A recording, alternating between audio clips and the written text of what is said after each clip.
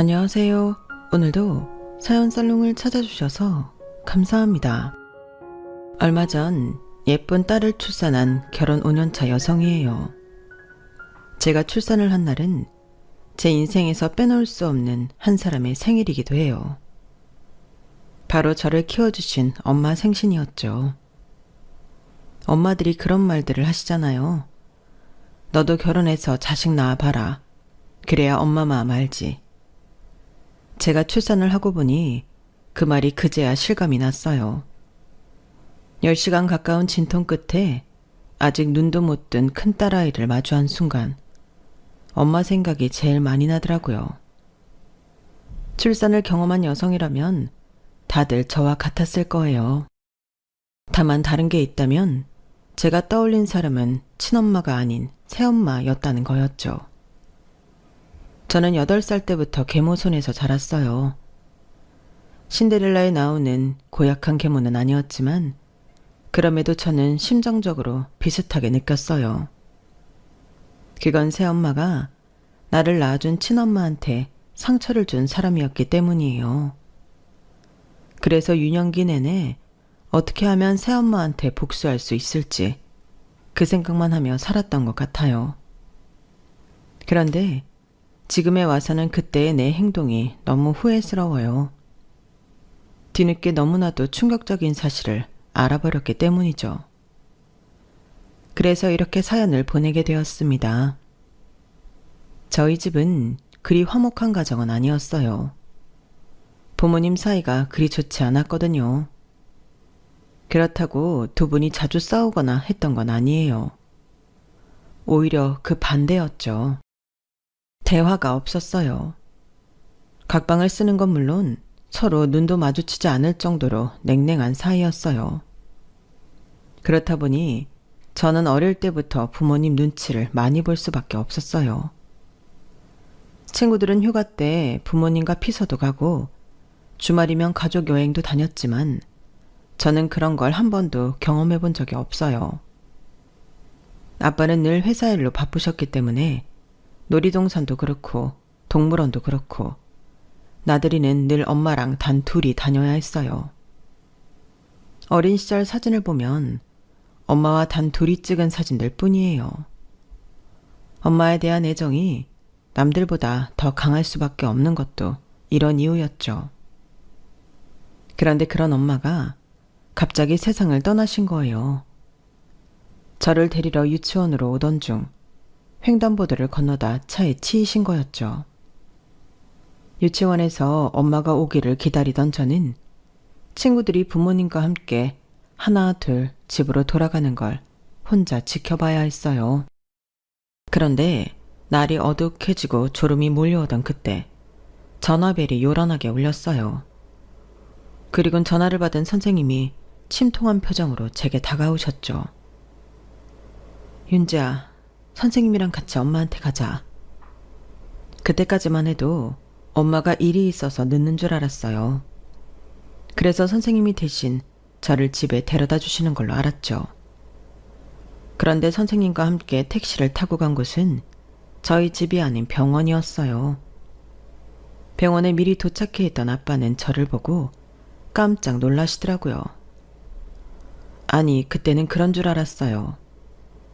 나중에서야 아빠가 놀랐던 대상이 내가 아닌 선생님이란 걸 알았지만요. 선생님도 저희 아빠를 보고 놀랐는지 제 손을 잡은 손이 살짝 떨리더라고요. 아빠도 선생님도 이내 저를 내려다보셨어요. 그리고는 막막한 표정으로 쉽게 말을 꺼내지 못하시더군요. 먼저 말을 꺼낸 건 선생님이었어요. 윤지야, 아빠한테 가야지. 선생님은 그 말과 함께 제 손을 놓아주셨어요. 평소 아빠랑 그리 살가운 사이가 아니었던 저는 머뭇거리며 아빠한테 다가갔어요. 평소라면 무뚝뚝하게 저를 바라보기만 했을 아빠가 그날은 웬일인지 한쪽 무릎을 꿇고 저를 안아주시더라고요. 그리고는 나직한 목소리로 말씀하셨어요. 윤지야, 엄마랑 마지막 인사하러 가자. 그리고는 제 손을 잡고 철문 안으로 들어가셨어요. 솔직히 그날 그곳에서 보았던 건 잘 기억이 안 나요. 어렴풋한 기억만 남아있을 뿐이죠. 방 중앙에 하얀 천에 덮여있는 무언가가 있었고 아빠는 그게 엄마라고 했어요. 엄마가 교통사고로 세상을 떠나셨다고 말이죠. 사실 그 말이 실감이 안 나서 멀뚱멀뚱 아빠 얼굴만 바라보았어요. 그런데 이어진 다음 말에 울음이 터져버리고 말았죠. 이제 다시는 엄마를 못 볼 거야. 그러니까 마지막 인사드려. 엄마를 못 볼 거라는 말에 울컥했어요. 그래서 엄마한테 달려가려고 했는데 그런 저를 아빠가 끌어안았어요. 몸부림치는 저를 꽉 잡고는 뜨거운 눈물을 흘리셨죠. 엄마의 장례식이 끝나고부터 이전과는 다른 생활이 시작됐어요. 할머니가 아침마다 저희 집에 오셔서 저를 돌봐주셨거든요. 하지만 그렇게 한 달쯤 지나자 할머니께서 많이 힘드셨는지 아빠와 저한테 본가에 들어와 살라고 하시더라고요. 하지만 아빠는 그러고 싶어 하지 않으셨어요. 윤지 지 엄마 잃은 지 얼마 안 됐어요. 갑자기 생활 환경이 달라지면 많이 힘들 거라고요. 유치원 문제만 해도 그래요. 갑자기 유치원으로 옮기면 애가 혼란스러울 게 뻔해요. 어머니가 힘드시면 도우미 아줌마를 부를게요. 아니, 남한테 애를 맡기겠다고? 그러지 말고 집으로 들어와. 네가 당장 재혼할 거 아니라면 언젠가 됐든 한 번은 겪어야 될 일이잖아. 할머니도 팽팽히 맞서셨어요. 하지만 아빠는 끝까지 고집을 부리셨어요. 결국 저를 도와주실 도우미 아주머니가 집에 오게 되었고 이듬해 봄 초등학교에 입학을 했어요. 초등학교에 입학한 뒤에도 도우미 아주머니가 저를 돌봐주셨죠. 그런데 1학년 2학기가 끝나갈 무렵 아빠가 소개시켜줄 사람이 있다고 하시는 거예요. 그렇게 아빠를 따라 나간 자리에는 다름 아닌 제가 나온 유치원 선생님이 계셨어요. 저와 함께 엄마가 있던 병원에 데려다 주셨던 선생님이었죠. 엄마가 돌아가시고 저한테 특히 잘해주셨던 선생님이라서 무척 반가웠어요. 보자마자 선생님께 달려들어 안기자 아빠가 흐뭇해 하시더라고요. 윤지야, 오랜만에 선생님 만나니까 좋아? 그런데 선생님도 누구 만나러 왔어요? 난 아빠 친구 만나러 왔거든요. 그러자 아빠가 그러시는 거예요. 실은 우리가 만나러 온 사람이 바로 선생님이야. 앞으로 선생님이 윤지 새엄마가 되어주실 거야. 그 말에 순간 멍하긴 했지만 그렇다고 싫다는 생각이 들지는 않았어요. 선생님이 엄마가 되는 게 좋은 게 아니라 제게 엄마가 생긴다는 사실이 좋았던 것 같아요. 그렇다고 돌아가신 엄마를 잊은 건 아니에요. 여전히 엄마를 사랑하고 그리우니까요. 하지만 엄마에 대한 그리움만큼이나 주변 친구들에 대한 부러움도 컸어요. 초등학교에 입학하고 엄마가 있는 친구들을 보면서 정말 많이 부러웠거든요. 물론 도우미 아주머니가 많이 도와주시기는 했지만 엄마가 챙겨주는 아이들과는 확연히 차이가 있었어요. 방과 후 교문 앞에서 기다리고 있는 엄마들 중 우리 엄마도 있었으면 얼마나 좋을까. 학원 끝나고 집에 왔을 때 나를 반겨주는 사람이 우리 엄마였으면 얼마나 좋을까. 늘 그런 생각을 했거든요. 그래서 아빠의 재혼을 반대하지 않았어요. 그런데 친할머니는 새엄마 얼굴을 본 순간 엄청 화를 내시더라고요. 네가 여길 왜 와? 당장 나가. 당장 나가. 내 눈에 흙이 들어가도 나는 너 절대 며느리를 안 받아줘. 그러니까 헛물 켜지 말고 당장 나가. 어머니, 제발 그만 좀 하세요. 애초에 이게 다 어머니 때문에 벌어진 일이에요. 어머니만 아니었다면 그 사람도 그렇게 외롭게 가지는 않았을 거예요. 이제 그만하고 받아들이세요. 이번에도 아빠는 뜻을 굽히지 않았어요. 할머니도 이번만큼은 쉽게 물러서지 않으셨죠. 어머니가 자꾸 이러신다고 달라질 건 없어요. 허락 안 하셔도 이 결혼 진행할 겁니다. 팽팽하게 기싸움을 이어가던 두 분은 결국 타협점을 찾지 못했고 우리는 집으로 돌아왔어요. 그리고 며칠 뒤 아빠는 결혼식도 하기 전부터 새엄마를 집으로 불러들이셨어요. 언제까지고 저를 남의 손에 맡길 수 없다는 게 이유였죠. 어차피 할 결혼, 하루라도 빨리 제게 엄마를 만들어주고 싶다고 하더군요. 새엄마는 유치원 일도 그만두고 전업주부의 삶을 살기로 하셨어요. 새엄마가 집에 들어오고 나서 가장 많이 변한 건 저였어요. 정확히는 제 환경이었죠. 새엄마는 저를 어릴 때부터 지켜본 사람이라서 그런지 저에 대해 누구보다 더 잘 알고 계셨어요. 제 식습관은 물론 재능과 버릇까지 전부요. 그리고 거기에 맞춰서 저를 위한 맞춤 케어가 시작되었죠. 그러다 보니 도우미 아주머니가 계실 때와는 완전 다르게 체격도 좋아지고 학과 성적도 오르고 무엇보다 제 표정이 밝아졌어요. 그런 제 변화에 결국 할머니도 흔들리기 시작했어요. 네가 마음에 들어서 받아주는 거 아니야. 우리 윤지 생각해서 옆에 두는 거지. 그러니 땀만 먹지 말고 불쌍한 우리 윤지 잘 키워라. 그게 네가 살 길이야. 결국 할머니는 결혼 허락을 하셨고 그제야 부모님은 결혼식을 올릴 수 있었어요. 결혼식은 양가 부모님의 동의하에 가족들만 모여서 조촐하게 치렀어요. 처음에 심하게 반대하던 할머니는 언제 그랬냐는 듯 결혼식을 치른 이후에는 새엄마한테 함부로 하지 않으셨어요. 적어도 가족들이 보는 앞에서는요. 고모 역시 딱히 새엄마를 반기지는 않았지만 그렇다고 함부로 굴거나 괴롭히지는 않더라고요. 그렇게 한 2년 정도는 정말 아무 문제 없이 지냈어요. 명절에는 다 함께 본가에 모여 명절을 보냈고 저희 엄마가 살아계실 때와는 달리 휴가철에 할머니와 고모까지 포함해 온 가족이 여행을 떠나기도 했으니까요. 태어나서 가족여행을 가본 건 그때가 처음이었어요. 늘 엄마랑 단 둘이 다니던 여행과는 확실히 다르더라고요. 무엇보다 달라진 건 아빠였는데 전에는 바쁘다는 핑계로 할머니 생신이고 명절이고 매번 저랑 엄마만 본가에 보내시더니 새엄마가 들어온 이후엔 가족 모임에도 꼬박꼬박 참석하시더라고요. 아빠가 변하니 집안 분위기도 확실히 변해갔어요. 대화 없이 냉랭하던 집안 분위기는 온데간데 없이 사라지고 가족 간의 대화도 많이 늘어났거든요. 게다가 아빠는 주말이면 저랑 새엄마를 태우고 교회로 드라이브를 가거나 대형 마트에서 장을 보기도 했는데 엄마가 살아계실 때는 한 번도 없던 일이라서 처음엔 아빠의 이런 변화가 많이 신기했어요. 별거 아닌 TV 프로를 보면서도 이런저런 얘기도 하고 웃고 떠드는 날이 많았어요. 이제야 평범한 가정이 된 것 같은 기분이었죠.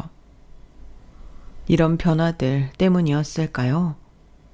저는 새엄마가 우리 집에 와서 정말 다행이라는 생각까지 했어요. 새엄마 덕분에 제가 꿈꾸던 화목한 가정이 완성됐으니까요.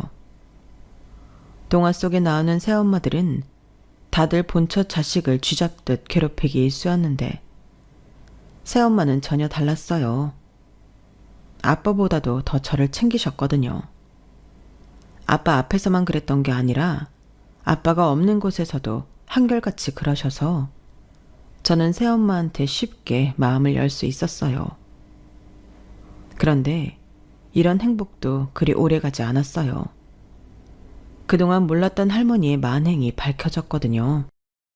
그날은 할머니 생신이었어요.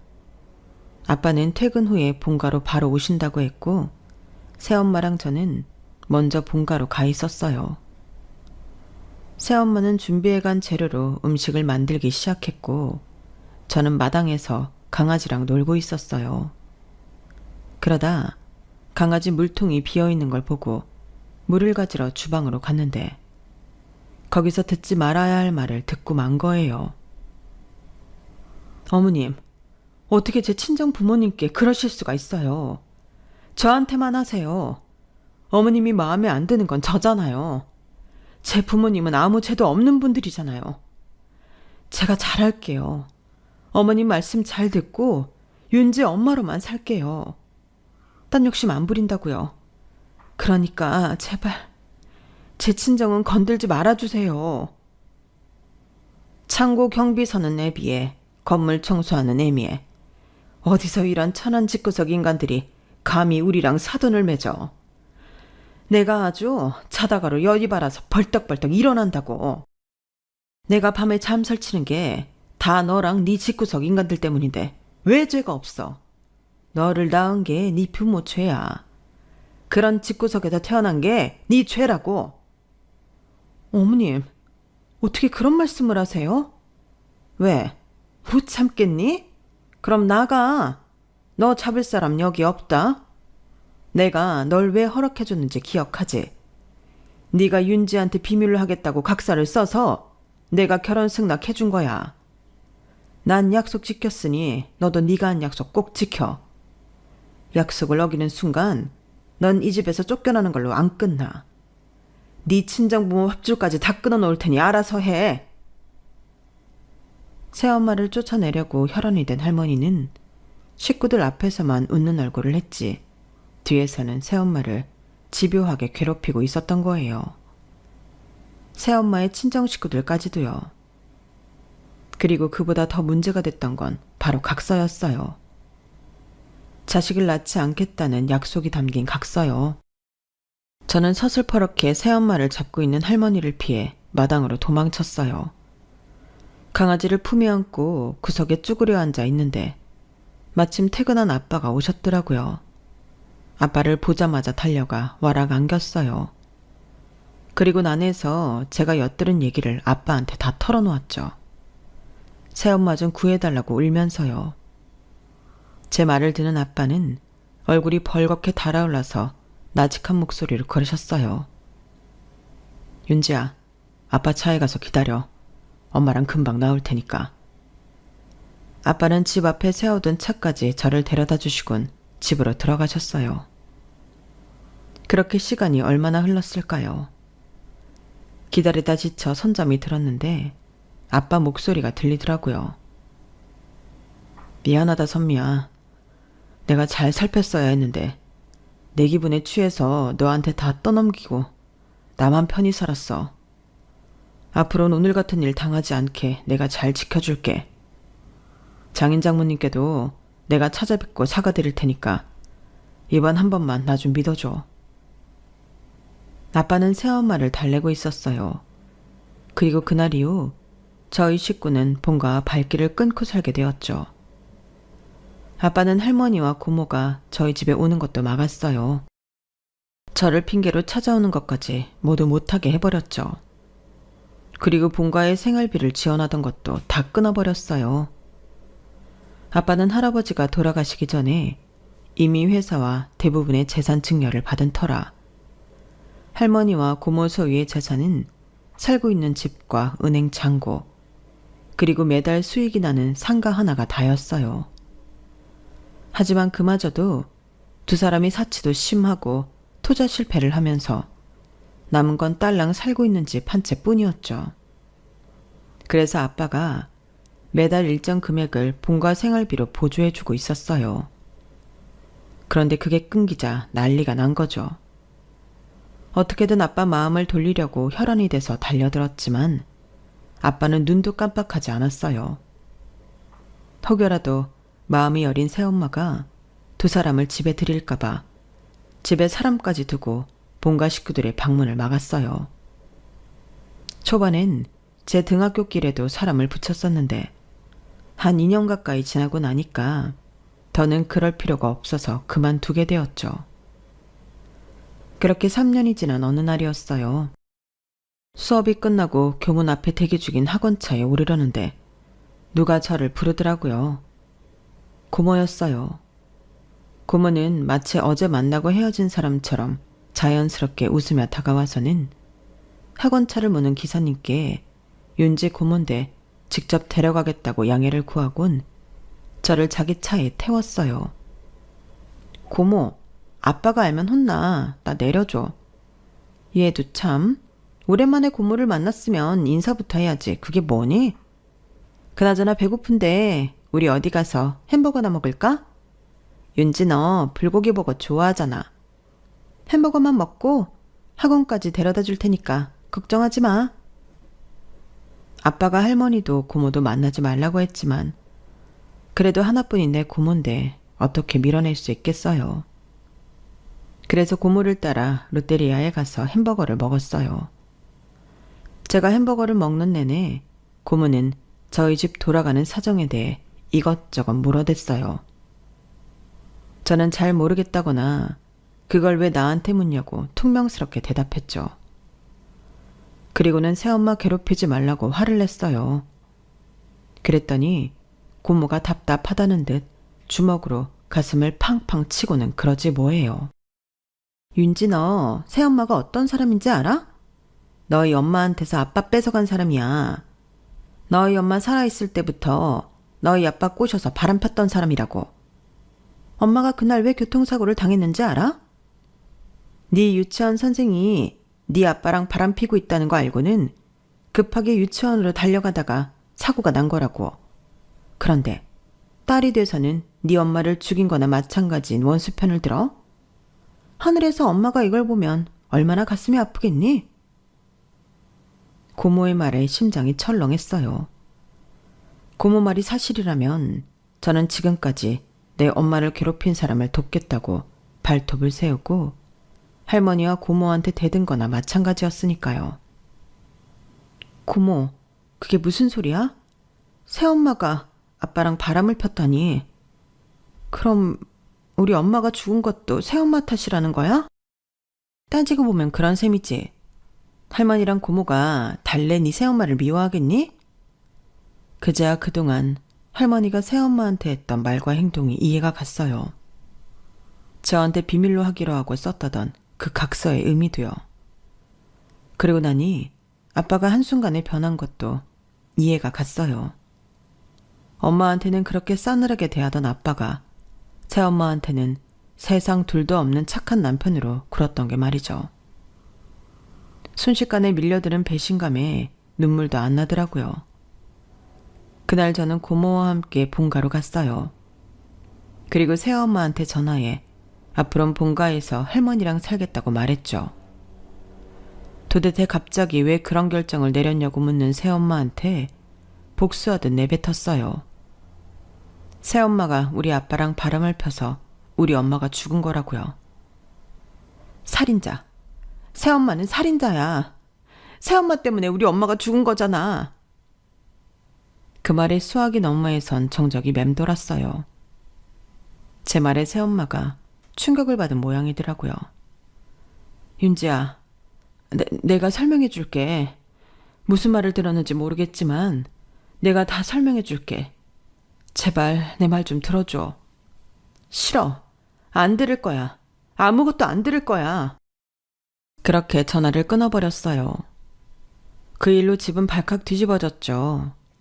아빠와 새엄마가 본가로 달려와 저를 데려가겠다고 했지만 제가 거절했어요. 할머니는 이번 기회를 놓치지 않으려고 이런저런 조건을 걸었어요. 제 마음이 풀릴 때까지 책임지고 저를 맡아줄 테니 생활비며 저를 돌보는 데 들어가는 경비와 학원비를 보내라는 얘기였죠. 할머니한테는 손녀딸 걱정보다는 돈이 먼저였어요.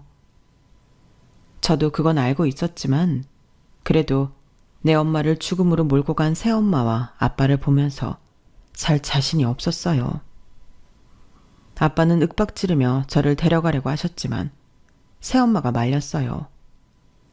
아이한테 더 상처가 될 거라면서. 저는 새엄마의 그런 모습도 짜증이 나더라고요. 우리 아빠랑 바람까지 펴서 내 엄마 가슴에 상처를 입힌 사람이 이제 와서 아닌 척하는 게 거슬리고 역겹기만 했거든요. 그렇게 저는 본가에서 할머니, 고모와 함께 살게 되었어요. 중학교 시절 내내 본가에서 생활한 저는 생각지 못한 상황에 저희 집으로 돌아가게 되었어요. 해외 출장을 마치고 돌아온 아빠가 원인모를 감염으로 생사를 오가게 되었거든요. 뭐에 감염이 됐는지 알 수 없어서 정확한 치료도 할 수 없어서 몸 상태는 시간이 갈수록 급속히 악화되었어요. 그리고 결국 감염 사실을 알게 되고 3개월도 안 돼서 세상을 떠나시고 말았죠. 문제는 그 다음이었어요. 아빠가 남긴 유산이 모조리 새엄마 손에 들어가게 됐다는 거였죠. 할머니와 고모는 소송을 해서라도 재산을 찾겠다고 했지만 현실적으로 불가능한 일이었어요. 상속은 새엄마의 저 외에는 받기 힘든 상황이었으니까요. 그런데 장례식이 끝나고 며칠 뒤 새엄마가 본가로 찾아온 거예요. 새엄마는 당장 생활비 지원을 빌미로 저를 데려가려고 했어요. 윤지 몫의 유산은 윤지가 성인이 된 후에야 손을 댈 수 있어요. 현재로선 10원짜리 동전 하나도 건들 수 없다는 얘기죠. 저는 그동안 그이가 본가에 하던 지원을 다 끊을 생각이에요. 생활비, 돌봄비 전부 다요. 하지만 윤지를 제게 보내주신다면 생활비 지원은 앞으로도 해드릴 생각이에요. 어쩌시겠어요? 윤지 끝까지 잡고 계실 건가요? 아니면 보내주실 건가요? 제 의사와는 상관없이 할머니와 고모는 돈 때문에 저를 새엄마 손에 넘겨주었어요. 아직 미성년자인 저는 법적 보호자가 필요했기 때문에 어쩔 수 없이 새엄마를 따라 나서야 했죠. 집에 가보니 제가 쓰던 방은 그대로 남아있더라고요. 그 방에 들어서니 옛 생각이 났어요. 내 인생 처음으로 화목한 가정의 따스함을 느낄 수 있었던 그 시간들이요. 만약 새엄마와 아빠의 비밀을 몰랐다면 우리 가족은 지금까지 행복하게 살고 있지 않았을까. 의미 없는 가정을 하다 보니 허탈함 웃음만 나더라고요. 이미 다 끝나버린 상황 앞에서 그런 생각은 쓸데없는 거니까요. 다시 새엄마랑 살게 되었지만 예전처럼 다정한 모녀 사이는 아니었어요. 저는 어떻게 하면 새엄마가 상처 입을 수 있을까만 생각하는 사람처럼 아주 못되게 굴었거든요. 20살만 되면 이 집을 나가겠다는 각오로 하루하루를 버텼어요. 미래고 뭐고 다 포기한 사람처럼 공부도 안 하고 질이 안 좋은 친구들과 어울려 다니기만 했죠. 그러다 한 번은 흡연 문제로 학생부에 끌려가게 되었는데 담임 호출을 받고 새엄마가 학교로 왔더라고요. 새엄마를 보자 저는 될 대로 되라는 식으로 막무가내로 굴었어요. 내가 담배 피는 거 봤냐? 담배를 가지고 있긴 했지만 피진 않았다. 가지고 있는 것만으로 징계를 받아야 한다면 몸에 담배를 지닌 남자 선생님들도 징계를 줘야 하는 것 아니냐고. 입에서 나오는 대로 짓거려댔어요. 그 바람에 더 화가 난 학생 주임 선생님은 벌점과 정학으로 끝낼 일이 아니라 퇴학 처분을 내려야 한다고 소리를 높였고 저는 변호사 불러서 법적으로 하겠다고 난리를 쳤어요. 그런데 그때였죠. 새엄마가 그 자리에서 무릎을 꿇으신 거예요. 그리고는 자신이 자식 교육을 잘못시켰다며 죄송하다고 사과를 하더군요. 순간 너무 놀라서 할 말을 잃었어요. 저 사람 왜 저러니? 어차피 아빠도 죽었고 원하던 재산 손에 넣었는데 이렇게까지 하면서 나를 감싸려는 이유가 뭘까? 아무리 머리를 굴려봐도 새엄마의 행동에 대한 답이 나오지 않았어요. 새엄마의 사과 덕분에 저는 정학 처분을 받는 선에서 끝이 났어요. 그날 집에 돌아온 새엄마는 처음으로 제게 회초리를 들었어요. 나한테 화가 나 있는 거 알아. 그럼 나한테 화를 내. 네 인생 망치는 걸로 화풀이하지 말고. 너 평생 나 보고 살 거 아니잖아. 하지만 네 자신은 네가 죽는 순간까지 네가 감당해야 하는 거야. 네 인생이니까. 나한테 복수하려거든 멋진 사람이 돼서 저 높은 곳에 올라갔을 때 처절하게 날 밟아. 그게 이기는 거야. 내 말 알아듣겠니? 인정하고 싶지는 않았지만 새엄마 말이 100번 옳았어요. 복순이 뭐니 한다고 내 인생까지 망치는 건 정말 멍청한 짓이었으니까요. 그날 이후 저는 마음을 다잡고 공부를 했어요. 학원에도 등록하고 과목별로 과외 지도도 받았죠. 역시 돈이 좋긴 한 건지 학원과 과외 도움을 받으니 성적이 쑥쑥 오르더라고요. 그렇게 고1 말에 정신을 차리고 공부를 시작한 저는 꽤 이름 있는 대학에 합격을 했어요. 그리고 성인이 된 순간 제 몫의 아빠 유산도 받을 수 있었죠. 그렇게 돈을 들고 집을 나가려는데 새엄마가 그러는 거예요. 그걸로 만족할 거니? 네 아빠가 남긴 유산 한두 푼 아닌 거 알잖아. 회사는 전문 경영인한테 맡겼다지만 여전히 수익은 꼬박꼬박 통장에 쌓이고 있고 상가 건물에서도 매달 세가 들어오고 있어. 그뿐이니? 부동산 가격도 그 사이 많이 올랐고 앞으로는 얼마나 더 오를지 몰라. 네가 받은 그 돈은 네 아빠가 남긴 전체 유산 중 정말 몇 프로 안 되는 돈에 불과하다고. 그 많은 유산이 내 손에 있는데 그냥 이쯤에서 손 털고 나갈 생각인지 묻는 거야. 지금까지는 그저 내 몫의 유산만 받아서 이 집을 나가는 것만 꿈꿔왔는데 새엄마 말을 들어보니 솔직히 욕심도 나고 화가 나더라고요. 우리 엄마가 누렸어야 할 모든 걸 이 여자가 다 손에 쥐게 됐다고 생각하니까 혈압이 오르는 기분이었어요. 그래서 이제 와서 이런 말을 하는 저희가 뭐냐고 물었죠. 그랬더니 이 집에서 버텨. 대학 졸업할 때까지 버티면 전 재산의 3분의 1을 줄게. 네가 결혼할 때까지 이 집에서 버티면 나머지 재산의 반을 주고 내가 죽을 때까지 한 달에 한 번씩 이 집에 찾아오면 남은 재산 다 너한테 줄게. 어때? 그 정도면 너한테도 꽤 좋은 조건 아니니? 한마디로 자기가 죽을 때까지 나를 옆에 두겠다는 건데 도대체 왜 저런 쓸데없는 짓을 하는 건지 이해가 안 됐어요. 저랑 같이 있어봤자 엄마 대접도 안 해주는데 말이죠. 그래서 일단은 졸업할 때까지만 버텼다가 돈 받고 나가자 생각했어요.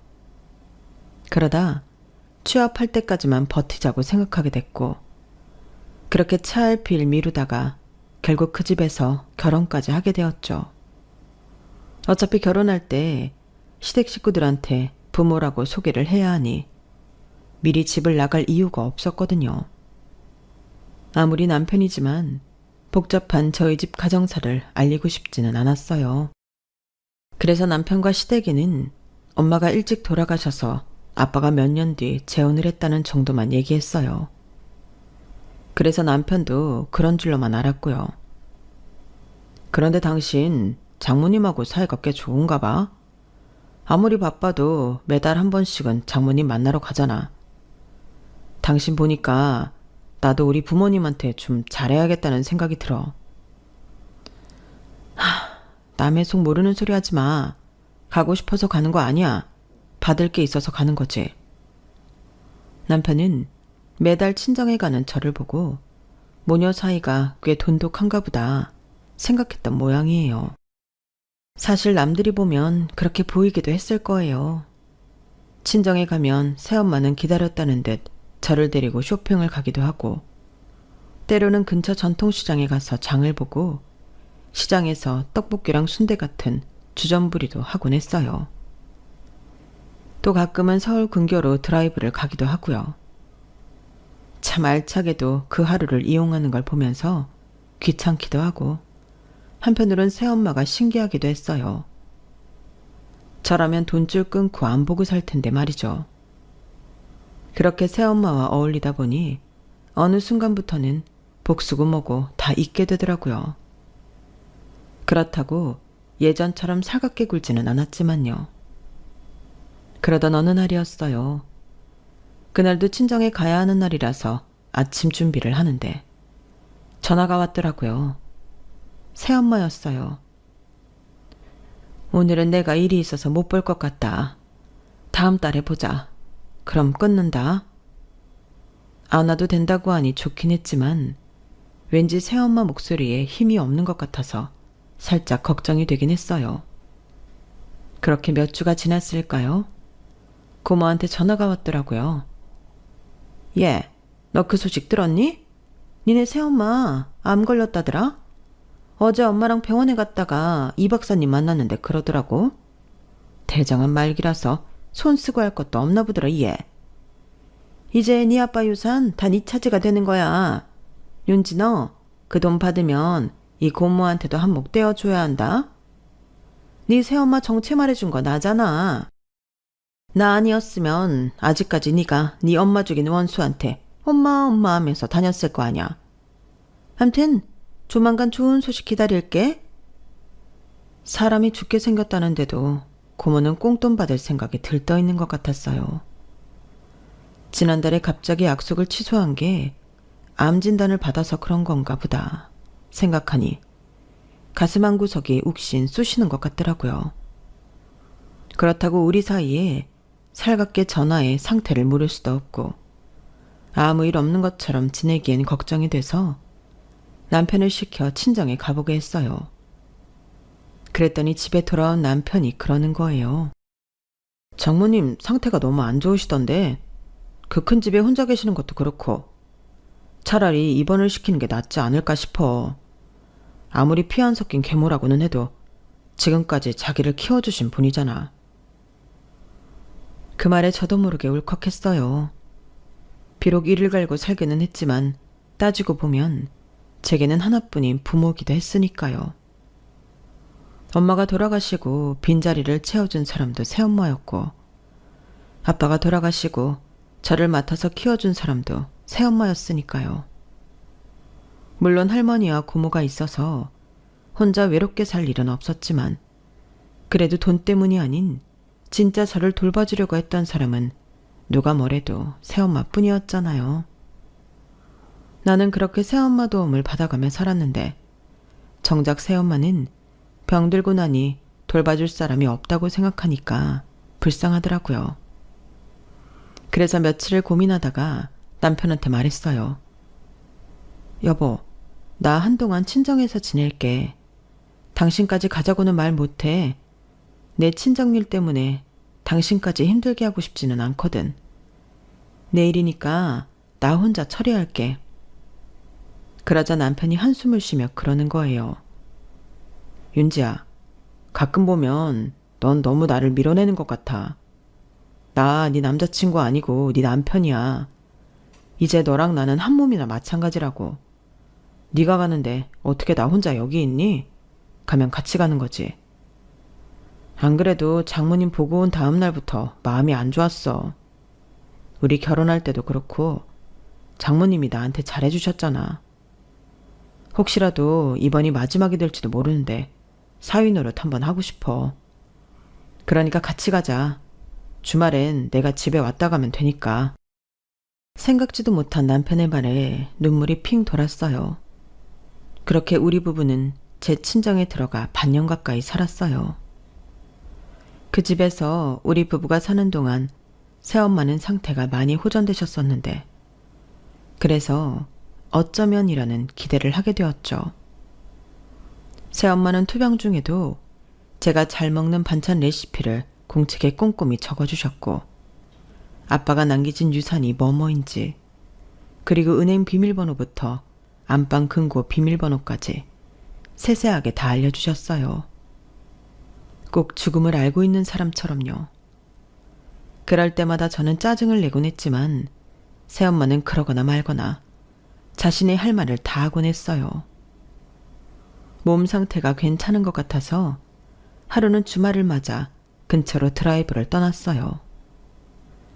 양평 두물머리에 가서 유명하다는 연 핫도그도 사 먹고 전망 좋은 카페에 들러 차랑 커피도 마시고 했어요. 모처럼 나온 아들이라서 그런가 저희 부부 못지않게 새엄마도 많이 들떠 보이더라고요. 그래서 그런가 집으로 돌아오는 차 안에서 잠이 들었을 정도로 많이 지치신 것 같았어요. 그런데 집에 도착했는데도 새엄마가 일어날 생각을 안 하시는 거예요. 순간 심장이 덜컥 내려앉는 것 같았어요. 아니나 다를까 남편이 새엄마를 흔들어 깨우려는데 옆으로 풀썩 넘어가시더라고요. 나들이를 마치고 돌아오는 차 안에서 엄마는 잠이 든 채 하늘나라로 가셨어요. 급하게 달려간 병원에서 새엄마의 사망 선고를 듣자 나도 모르게 속으로 그런 생각이 들더라고요. 나는 이제 정말 고아가 됐구나. 장례식을 치르는데 아빠 장례식보다도 더 마음이 무겁고 가슴이 찢어지는 것처럼 아팠어요. 고모랑 할머니는 얼굴에서 웃음이 떠나지 않더라고요. 유산으로 뭘 할까 모녀가 마주 앉아 계산기를 두드리는 꼴이 정말 추악해 보였어요. 남편과 함께 상주자리를 지키고 앉았는데 밤늦게 여자 문생객이 한 분 찾아오셨어요. 새엄마 영정 앞에 국화를 놓아두곤 어깨가 들썩이도록 한참을 우시더라고요. 그리고는 제게 와서 그러시는 거예요. 윤지야, 나 기억나니? 유치원 햇살반 선생님이야. 솔직히 얼굴은 기억이 안 났지만 햇살반 선생님에 대한 기억은 있었어요.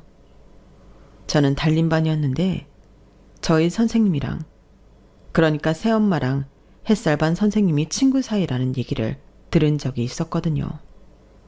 그래서인지 햇살반 선생님이 저희 반에 자주 오시기도 했고요. 윤지 새어머니랑은 오랜 친구 사이야. 고등학생 때부터 친구였으니까 30년 넘게 알고 지냈지. 이제 보니 윤지는 엄마를 참 많이 닮았구나. 그러시면서 제 얼굴을 찬찬히 훑어보시더라고요. 그리고는 가방에서 상자 하나를 꺼내 내미셨죠. 이거 너희 새엄마가 몇 달 전에 나한테 남긴 거야. 혹시 자신이 잘못되면 그때 윤지 너한테 전해주라고 했어. 상자를 열어보니 오래된 산모수첩이 가장 먼저 보였어요. 산모수첩에는 새엄마 이름이 적혀 있더라고요. 새엄마한테 애가 있었나 생각하면서 그 밑에 깔려있는 일기장을 집어들었는데 몇 장을 읽자마자 눈에서 후두둑 눈물이 흘러내렸어요.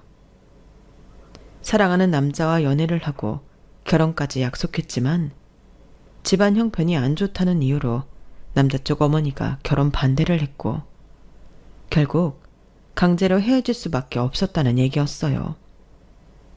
그런데 헤어지고 난 뒤 임신 사실을 알게 되었고 그 사실을 알리려 남자 집에 찾아갔다가 남자의 모친을 통해 남자가 이미 결혼했다는 사실을 알게 되었죠.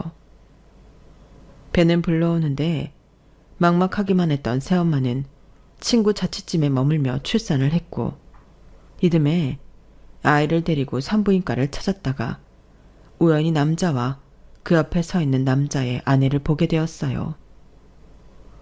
남자의 모친말과 달리 남자는 얼마 전에서야 결혼을 했다더라고요. 문제는 남자의 아내가 임신할 수 없는 몸이라는 거였죠. 남자의 아내는 새엄마를 설득해 자신이 아이를 키워주겠다고 약속을 했고 당시 자신의 형편에선 아이를 제대로 키울 수 없다고 판단한 새엄마는 딸아이를 남자의 아내한테 맡겼던 거예요. 그래도 제 아빠 곁에서 자라면 덜 외롭지 않을까 생각하면서요. 그렇게 맡겨진 아이는 바로 저였던 거예요. 아빠와 엄마, 그리고 새엄마가 소설 속 주인공처럼 비극적인 인생을 살게 된 건 다 할머니 때문이었던 거죠.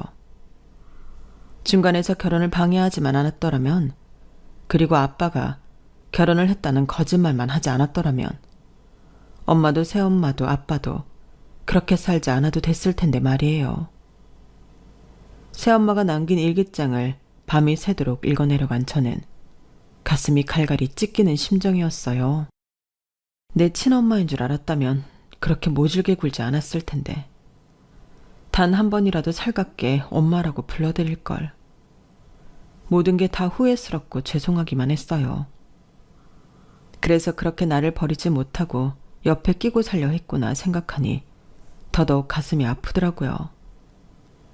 장례식 마지막 날 저는 처음으로 나를 낳아준 친엄마를 불러보았어요. 그런데 장례가 끝나자마자 할머니랑 고모가 와서 유산은 어떻게 정리할 거냐고 묻더라고요. 그 말에 일순 화가 치밀었어요. 왜요? 혹시라도 고모랑 할머니한테 콩고물이라도 떨어질까 봐서요? 어림없어요. 내가 이 돈을 불구덩이에 쑤셔 넣는 한이 있어도 두 사람한테는 단돈 1원도 안 줄 거니까요. 내 친엄마를 내 언녀라고 속여서 온 가족을 찢어놓고도 무슨 낯짝으로 내 부모 유산을 탐해요? 할머니도 마찬가지예요.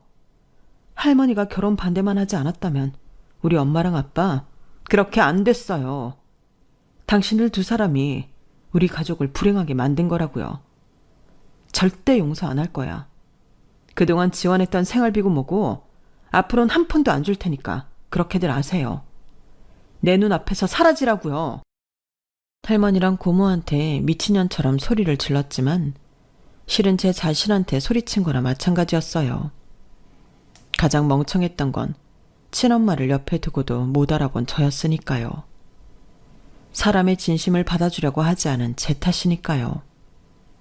그래서 그 괴로움에 장례가 끝나고도 한동안 기운을 못 차리고 침대에 누워 있었어요. 그런데 엄마 친구가 집으로 찾아오셨더라고요. 윤지야, 혹시 충격으로 밥도 안 먹고 자리 보존하고 있었던 건 아니지? 네 엄마가 그랬거든. 윤지는 가슴 아픈 일이 있으면 밥도 안 먹고 하루 종일 침대에 누워 있는다고. 그럴 땐 달달한 단팥죽을 먹이라고 하던걸. 그래서 이거 좀 가져왔어. 아줌마가 네 엄마처럼 음식 솜씨가 좋은 사람이 아니어서 직접 만든 건 아니고 죽집에서 사온 거야. 이거 먹고 기운 차려. 그래야 네 엄마도 하늘에서 내려다보고 덜 걱정할 거 아니니? 어서 한술 떠봐. 엄마 친구가 건넨 단팥죽 그릇을 잡고 한참을 내려다봤어요. 어릴 때부터 유난히 단팥죽을 좋아해서 울다가도 단팥죽 먹으라고 하면 벌떡 일어나곤 했었거든요. 새엄마가 저희 집에 처음 들어오시고 얼마 안 돼 단팥죽을 끓여주시길래 내가 좋아하는 걸 어떻게 알았나 신기해했던 기억이 있어요. 그런데 새엄마 일기장을 보니 저희 엄마랑 무척 친하게 지내셔서 저에 대한 건 서로 공유하고 계셨더라고요. 그러니 저에 대해 모르는 게 없을 수밖에요. 살면서 늘 반쪽 엄마만 가진 것 같아서 외롭기만 했는데 이제 보니 저는 엄마를 둘이나 가진 복받은 사람이었더라고요. 세상은 어떻게 바라보느냐에 따라 다르게 보인다더니 이제 와서는 이렇게 긍정적으로 볼 수 있게 되었네요. 엄마 장례를 치른 지도 2년이 지났고 지금 제 곁에는 저희 엄마와 생일이 같은 제 딸아이가 잠들어 있어요. 혹시 우리 엄마가 내 딸로 환생한 게 아닐까 하는 생각이 들 정도로 생김새도 많이 닮았어요. 지금까지는 엄마 속도 많이 썩인 딸로 자랐지만 이제는 반대로 자식을 키워야 하는 엄마 입장이 되었어요. 제 엄마들이 그랬던 것처럼 잘해 나갈 수 있을지 모르겠지만 저 역시 엄마들 딸이니까 잘할 수 있을 거라고 생각합니다. 그렇겠죠? 지금까지 제 사연을 들어주셔서 감사합니다. 들어주신 모든 분들의 내일이 행복하시기를 진심으로 바랍니다. 여러분, 사연 댓글에 응원과 현명한 조언 부탁드려요. 좋아요와 구독은 저에게 큰 힘이 됩니다. 오늘도 좋은 일 가득하세요.